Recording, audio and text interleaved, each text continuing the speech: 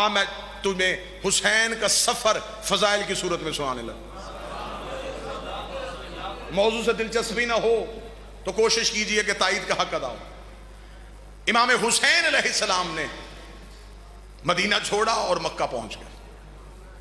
28 रजब रवानगी मदीना से, शबान की 2 इमाम हुसैन का दखूल है मक्का में।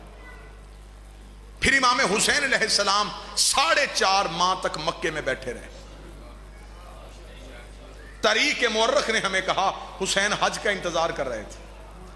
मेरा पहला सवाल यहां पे इतने भरे मजमे से यह है कि हुसैन इल्म इमामत से जानते थे कि मैंने हज नहीं पढ़ना।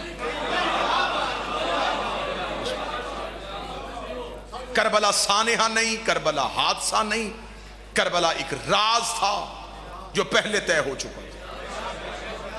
और हुसैन ने नबियों की रूहों में से खड़े होके इसे कबूल किया था। इमाम हुसैन अलैहिस्सलाम जब जानते थे कि मैंने हज नहीं पढ़ना, फिर मक्का में रुकने की वजह क्या थी? हम जाकर हैं इमाम हुसैन के सबसे छोटे, हम किसी मजलिस में जा रहे हो, बाबा तनवीर शाह जी, रस्ते से फोन आ जाए कि आखिरी जाकर पढ़ रहा है, हम टाइम का अंदाजा लगाएं कि हमारे पहुंचने तक मजलिस खत्म हो जाएगी। हम वो सफर नहीं करते कि जिस मकसद के लिए जा रहे हैं, जब वो मकसद ही नहीं होगा फिर जाने का फायदा। इसका मतलब है कि मुझ जैसा कम इल्म बगैर मकसद के सफर नहीं करता। बात आपने फिर सर से गुजारी, मैं फिर जुमला दोहराने लगा। मुझ जैसा कम इल्म बगैर गर्ज के, बगैर मकसद के सफर नहीं करता। इमाम हुसैन जब जानते थे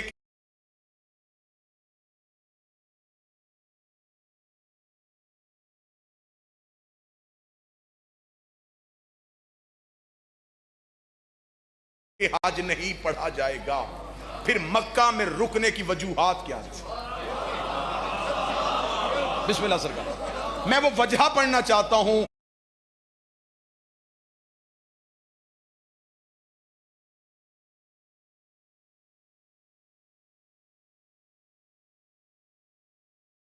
अहदाफ पढ़ना चाहता हूं, मकसद हुसैन पढ़ना चाहता हूं, क़याम हुसैनी के मकासद पढ़ना चाहता हूं। इमाम हुसैन अलैहिस्सलाम बाबा जी मक्का में बैठे, वजह क्या थी?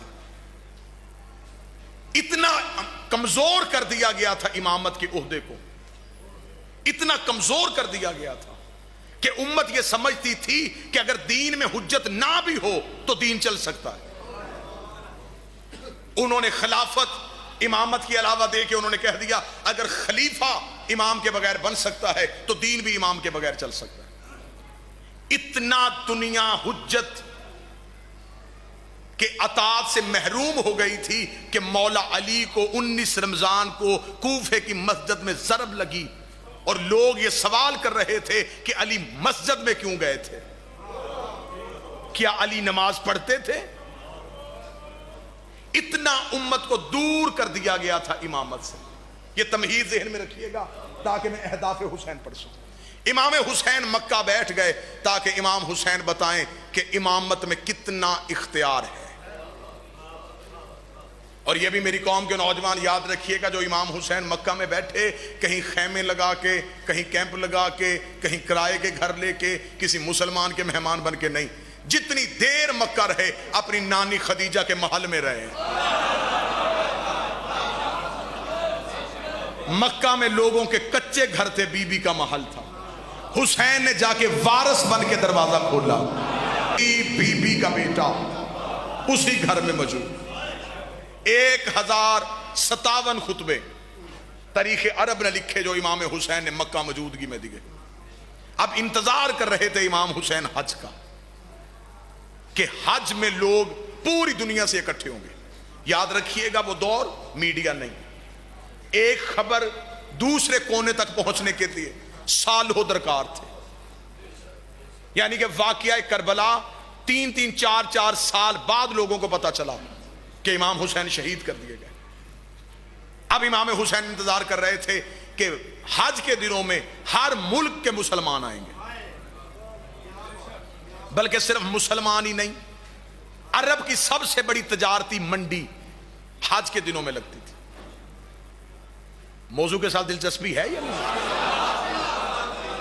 जो गैर मुस्लिम, जो मुसलमान नहीं भी थे, वो भी खरीदो फरोख्त के लिए हज के दिनों में पहुंच जाते थे। हदूद हरम में दाखिल नहीं होते थे, लेकिन मक्का शहर में वो मौजूद होते थे। अब जो बंदा यमन से चलता था हज के लिए, वो कोशिश करता था कि मैं यमन से यमन की चादरें ले जाऊं, वहां रश होगा, वहां मैं ये चादरें बेचूं।